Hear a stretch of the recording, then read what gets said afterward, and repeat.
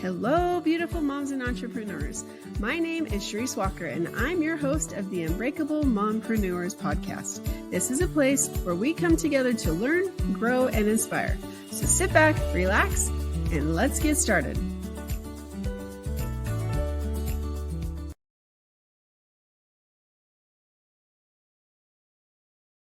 Hello, Unbreakable Mompreneurs. My name is Charisse Walker, and welcome back to another episode. And today I'm excited because if you write some courses or if you have a podcast and you're not necessarily turning your podcast into lead generation, well, today is your day. Nathalie Doremieux is in the house. And so without further ado, would you like to introduce yourself to us and pronounce your name correctly? Yeah, sure. Actually, you did really, really well. I would say way above average, okay?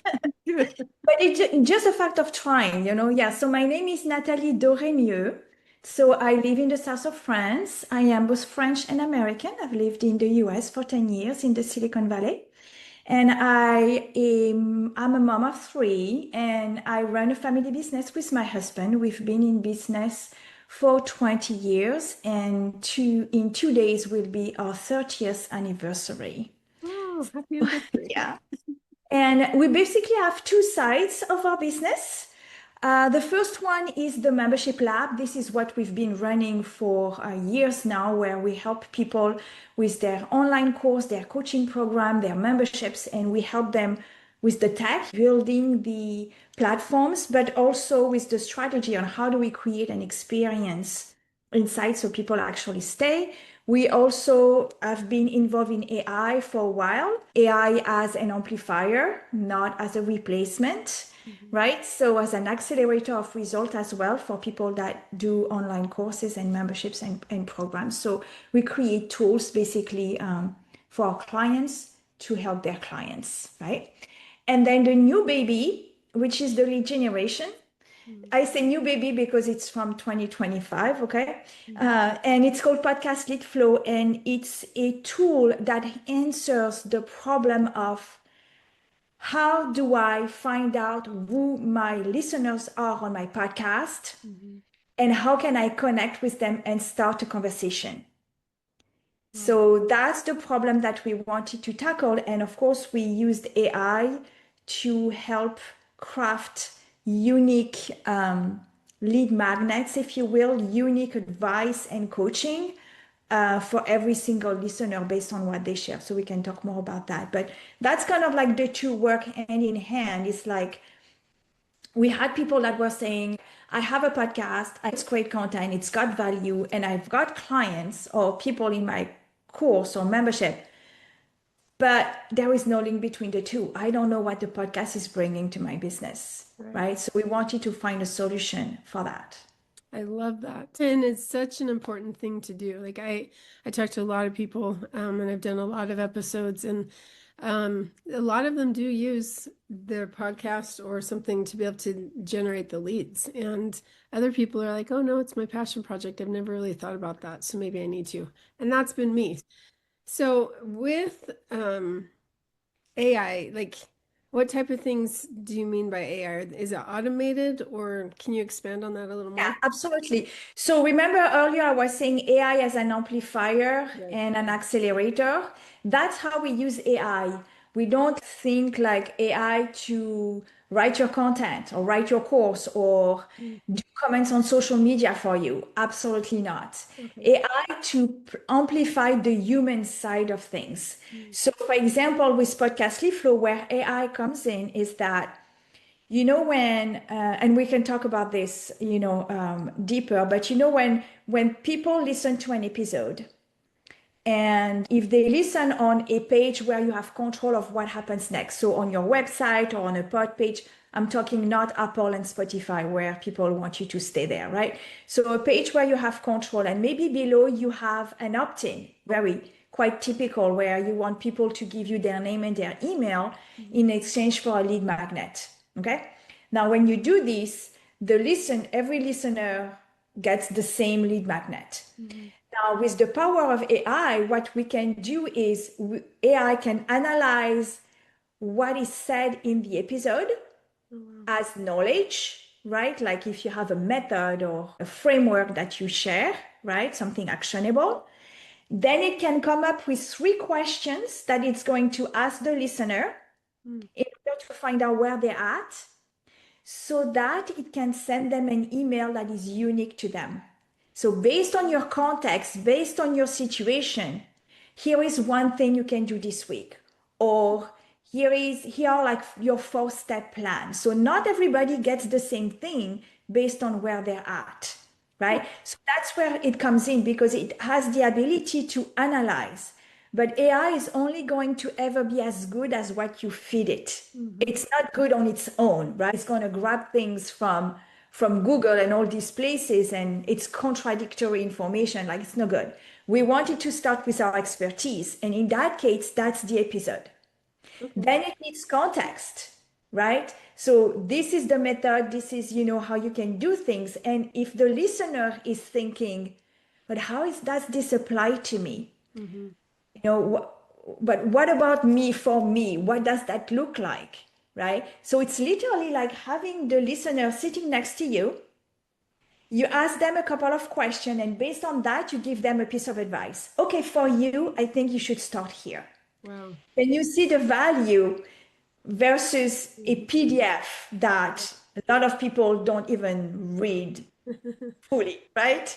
That is amazing that it can do that. So how did you come up with the idea? So the idea came from my husband, who is the idea, maker. He gets several ideas a day. But this one really came from talking to podcasters. So I want to say 3 years ago, I went on this journey to reach out to 100 podcasters Oh, wow. to find out how they were using their podcast. And when you mentioned earlier, there are podcasts for people, it's just a hobby. Mm-hmm. I found that and I was shocked. I didn't know that there were that many people that were doing a podcast. I don't know, because it sounds cool. Maybe they like to talk and have conversation with people, but they're like, no, I'm not doing it to grow my business. So it's a hobby. Totally fine. Totally fine. It's not for them. They are not looking to connect with the listener. Maybe they are looking for more downloads so that they can get sponsors. I get it. That's a way to monetize, right? But there were also people that actually want to do a podcast with a very clear strategy in mind, which is to talk to their ideal client and get leads and get clients from it, right? So they want to see that ROI. That's why they run.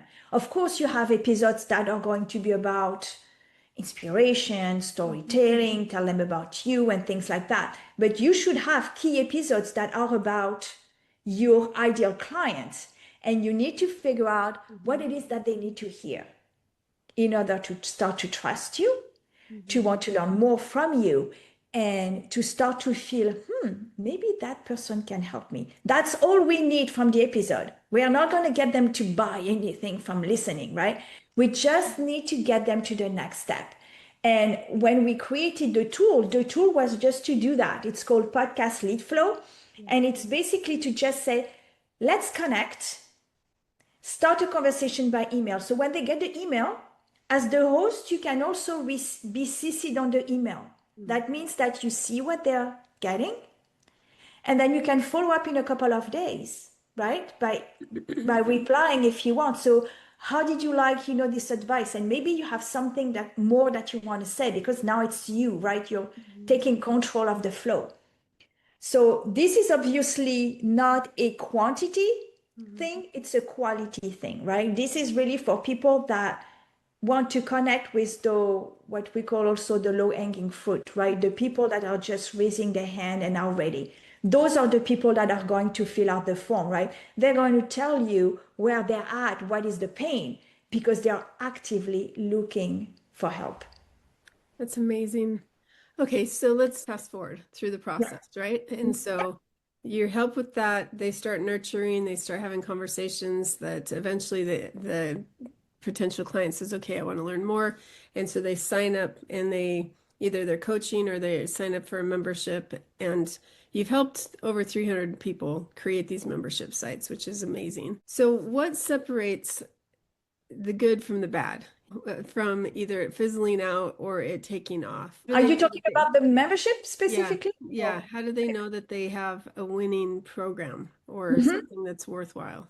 So there is something that is people are not paying attention enough Hmm. is is that something that you really, really want to do? Oh, hmm. You know, when you see people say that they are overwhelmed, it's too much work, Yeah. people said it was going to be passive income, there is a very good chance that these people started a membership for the wrong reasons. Oh, okay. Because a membership is a model that is scalable by definition, right?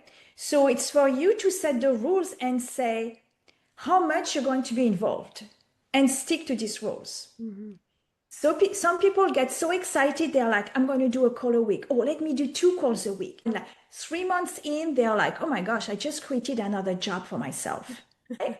So that's the first part I would say is like, are you excited about the idea? When you tell me the idea, when you explain it to me, I need to see excitement. I need to feel the energy.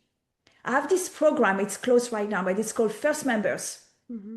And I created it for this because out of the over 300, almost 400 that we built, there are a lot that they paid for the tag from us, but they never launched. And I'm Oh, like, I don't want to take on these people anymore. I don't want to take their money. I want successful clients. So yeah. I'm like, I'm going to create a program and I'm going to help validate the idea. And part of validate the idea is that you have to sell it to me. And I've told people, Wow. I'm not sold. I don't think that this is that really what you want to do. Like you don't sound excited when you talk about it. You sound like it's going to be a lot of work, right? So that's usually a sign that maybe this is not the right direction or the right format for you, right? And I can tell when we talk, and so I get them talking, and then suddenly I see something where there is a little smile or something. I'm like, okay, now maybe we got something here. Let's dive deeper because people think membership, recurring income, if only I can get this amount of members, I'm good. That's not the way to think about it, right? So that's the first thing. Like, is it really aligned with the vision you have, what you want to do? Hmm. And then set those rules of how you're going to be involved from day one. The second piece is that your membership needs to solve a recurring problem that people have.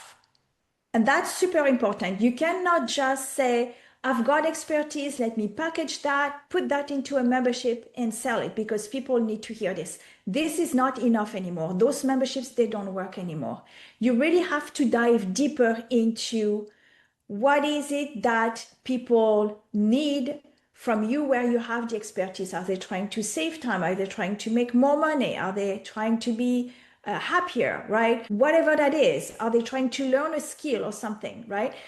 So you have to go deeper into that. The ones that are successful are the ones that have nailed that piece. They know exactly why the members are coming and they know how to make them stay, obviously. I love that. That is such good advice. And first of all, kudos to you that with your integrity, that you're not just taking people's money, that you actually want people to be successful. Because I've come across several people that they'll happily take your money and they don't care if you're successful or not. They got your money. And Mhm. if you've paid them for years and years, and it just, yeah, kudos to you. I think that that tells a lot about you as a person and how you can be successful with your clients too. So Yeah. that's good. So, and you know, when we did this, so very interesting stat. I'm sure you've heard about this strategy of selling it before you build it, Mhm. right? Like you sell the course before you build it, Yeah. because if you don't sell it, then you don't have to build it, right? Mhm. I love the concept. Some people are scared about that because they're like, oh my Yeah. gosh, I'm gonna have to like, it is a good strategy if you want to test an idea, right? You're never going to really, really know until people take out the credit card. That's the reality. A waiting list is not enough. You could have tons of people on your waiting list because they love you, and then they're going to say, oh, I love the idea, but like right now I can't. You know, I'm busy, but I will come as soon as. That doesn't work. That means it's not for them. The pain is not here now, right? So, what's really important is that you basically create that interest list, okay?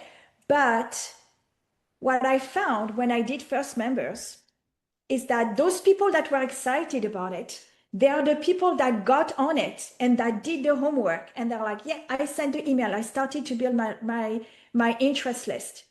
And usually we would say on an interest list of people that have raised their hand and have said, I'm interested, if you convert 20, 30%, it's good. Mm-hmm. My people, how excited they were, 50, 60%. Wow, that's amazing. So that tells you that you don't need a lot of people. Mm-hmm. You need the right people. Yeah. And when we built the interest list, we strategically created it so that we were telling them from the start, we're going to co-create this. Mm-hmm. Because it needs to work for you, but it's going to also need to work for me, right? So if it works for you, it works for me. At the intersection is the ideal membership. And these people, because they've been working through, because now they are in the interest list, they've been looking at how you're making progress and they're getting involved. By the time you open the doors, they're already in it. They've had a foot in it for a while, right? Yeah. So see, but you have to have that energy. People have to feel that, right? That's really energy that you can pass through these people so that they'll be begging, literally begging, when are you opening the door? How can we get in? And for that, you don't need a lot of people. No, that's true. And I love the concept of the right people and getting them excited to get ready. So let's talk about that. Let's go back to the podcast then. Yeah. Because you're nurturing these people, you're wanting to see if they're interested, you want to have the right people. What is your recommendation to get them to make a call to action at the end? Because many times, and you'll see me on this podcast probably, that I don't always say, hey, please like and subscribe. And I definitely don't say, hey, go to this, unless it's for the person I have as a guest. So what's your recommendation on how to guide listeners to action? So the best podcast formats for you to generate leads is going to be solo episodes or being a guest on a podcast. Okay. And this is the reason. So first, and by the way, what I'm going to do is I'm going to create an AI tool for our episode, right? Because here I am going to create a tool with Podcast Lead Flow for this episode that we are doing right now, right? And that's what I'm going to share with people, because I'm going to tell them, here is the episode and here is a tool for you below to start taking action, okay? So why a solo episode? Because in the solo episode, you have an opportunity to show your expertise, show how you're working with people, what your values are, who you like to work with, that format. And then you can have a call to action. And that call to action, there needs to be only one. If you say, follow me on Instagram, sometimes I used to say, follow me on LinkedIn if you can spell my name. Worst call to action ever. Nobody's going to ever do that, right? Why would I say that? So one clear call to action. And mention it not just at the end. See what I just did? I told you there will be a tool below. So now people that are listening know there will be a tool below that I'm going to share again as the call to action when you ask me, how can people find out more about you? Okay? So one call to action to not distract people. I know people put the call to action in the show notes. Well, guess what? Most people don't read show notes. A lot of people don't even know they exist. And there are way too many links and calls to action. So they are great for SEO. I'm not saying don't do show notes, right? But this is not how you're going to get leads. How you're going to get leads is repurposing. Because yes, you can share on Apple and Spotify because you want the downloads, you want the reviews, you want to be there on their, engine, fine. But these platforms, they don't care about our business. They want the listener to stay there and continue to binge episodes, not even yours, others, right? So that's not where they're not going to help you get that call to action in effect, right? So people say, well, I just can't. Yes, you can. You repurpose that episode, whether this is you as a host or as a guest. Actually, we have a free tool where you can create an RSS feed from all your guest appearances. super easy to use. So you can create your own podcast of your guests' appearances, right? So the idea is back to the when you're a host, right? So you have this episode, and when you repurpose it, ideally you repurpose it on a platform where you have control over the next step, not Apple, Spotify, your website, pod page, whatever that is, right? And you have a form, an opt-in where people can actually sign up, or even better, with Podcast Lead Flow, you have that AI form, which is a real tool to give them a unique piece of information, like almost like if you were there, right? And that's where what you share on social, that's what you share with your list as well. We have a client, Alicia. There is a case study on our website. She actually took the episode, an old episode she had. She recorded it to change the call to action at the end. And she said, there is a tool below for you to figure out what is your biggest assumption.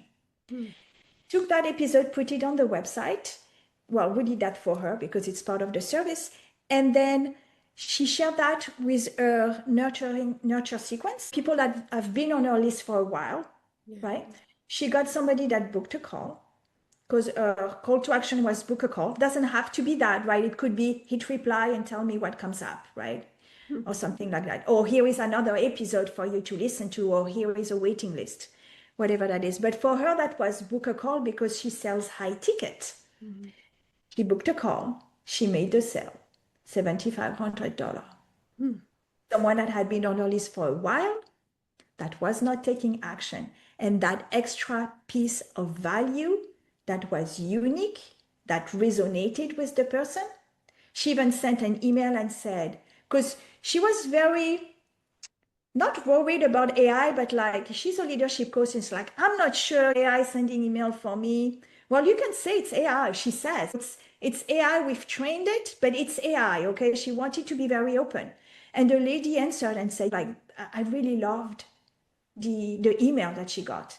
And then when I got into a conversation with Alicia, she said, you know what? I was so worried about the email. It's not about the email. It's about the fact that I was able to connect with her and have the conversation, right? So that's basically the idea. You have to be strategic. You can literally use one of these episodes that really speaks to your ideal client and use that like you were using a lead magnet on a landing page, right? When you have a landing page with a freebie, how many call to actions do you have there? Just one, right? They can only sign up, right? Well, it can be the same with a podcast. It's a real asset that you've created with that episode that can help you get leads and start conversations. And you can do the same with your guest appearances. Love that. That's so cool. I could talk about this forever. It's amazing all the stuff you can do. Like I'm definitely, yeah, we got to talk offline, but our time is up. And so I want to switch gears for a second and talk about your motherhood. And I want you to imagine you sitting on a park bench and a 9-month pregnant woman, she's a first-time mom, comes and sits next to you. And you look at her and you think about the first time that you're pregnant and now we're at the age of your kids are. What is one piece of advice that you would give her? And it doesn't have to be just as a new mom, just any time as a motherhood since you, in your experience. Ooh, yeah. So I know exactly what I would say. I would say never compromise on the time that you want to spend with your child. I've seen too many people feeling like that they are not good enough, not good mothers, not good parents because they spend time work and things like that. Alicia, that I was talking about, I've known her for years. She's been a client and now a friend for years. And when she had little ones, she would sometimes feel bad about having to leave the kids because she was going speaking somewhere or to an event or something like that. There are times for work and there are times for family, but always put the family first because they grow so fast. They do. They do. And I love that advice. And I have 6 kids of my own and then a stepson. And it's interesting because the first 4 were together and now the youngest, he's graduated, he's in college. And got his associate degree, and then I have these two little ones, that one's in elementary and one's in junior high. And it's interesting because I have such a different perspective now for these Mhm. little two. And one of them, she's like, Mom, I need your attention. Give me attention. I don't have it. And so she reminds me sometimes that I need to turn off the laptop or the computer and it's time, it's family time. And so I love the advice because you can't hit the rewind button and try again. The time's Exactly. I've had so many of these conversations with Alicia, and it's really like, don't try to fit work when you know it's not going to happen and they're around. You're missing out. You're not doing the work and you're not spending time with them. So it's wasted time. mm-hmm. So look at do the work, your work. I mean, if you work at home, obviously, like when you know the time when you know you can and you can have undivided attention to work. And the rest is bonus, optional, That's true. right? Mm-hmm. So instead of trying to fit 3 hours in the calendar, but you're not exactly sure, let's do two. Yeah. At least you can check that. I've done that. And Mm-hmm. if you can do more, 2.5, you'll feel better. Versus if you do 3 in the calendar and you never get there, you're like, I'm never getting there. Same thing, but it feels very different.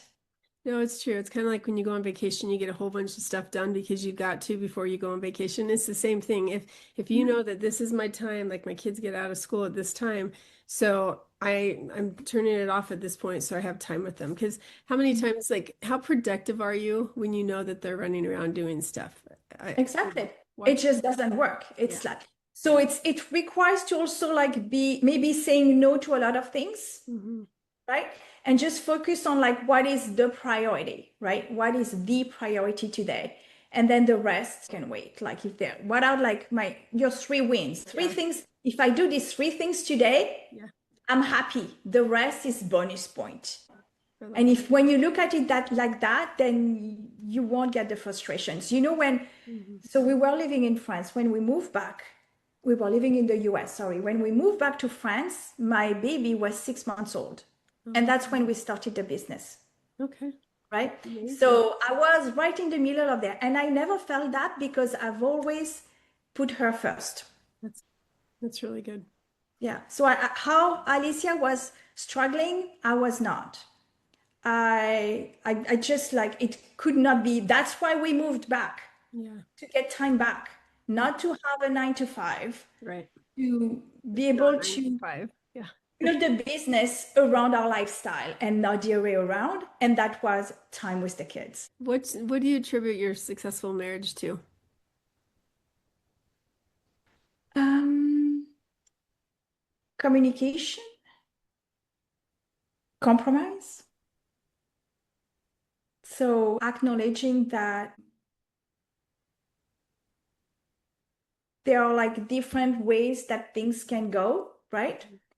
But the key is for it to work is that you have to be wanting to go into the same direction, which Mhm. is not something that you choose, right? Like it is or it is not, right?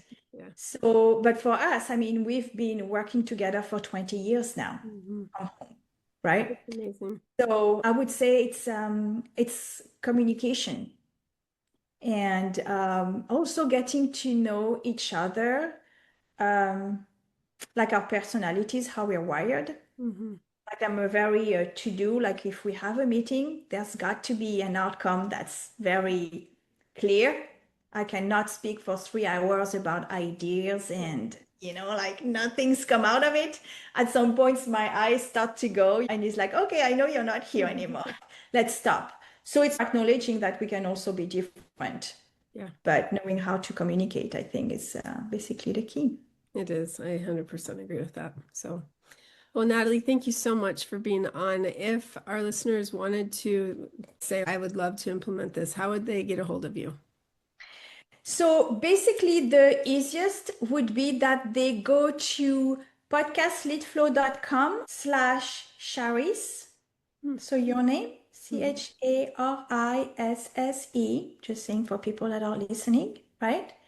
And there will be our episode there, and then there will be a tool for them to connect with me I love about how to see how this could work for them. it. This is so good. Well, thank you so much for being on. Yeah, thank you so much for having me. And Unbreakable Moms, if you're a coach or you have a membership site or you have a podcast and you want to be able to create more lead flow using AI, then please reach out because this is an amazing tool that can be so beneficial for you. So go out and make it a great day. Beautiful moms, remember, you are unbreakable. Keep illuminating the world with your strength, pursuing your dreams, and reveling in the splendor of motherhood. This is Charisse Walker, bidding you farewell for now. Stay tuned for more empowering conversations on the next episode of the Unbreakable Mompreneurs podcast. Until then, keep shining bright. Signing off with love, Charisse Walker.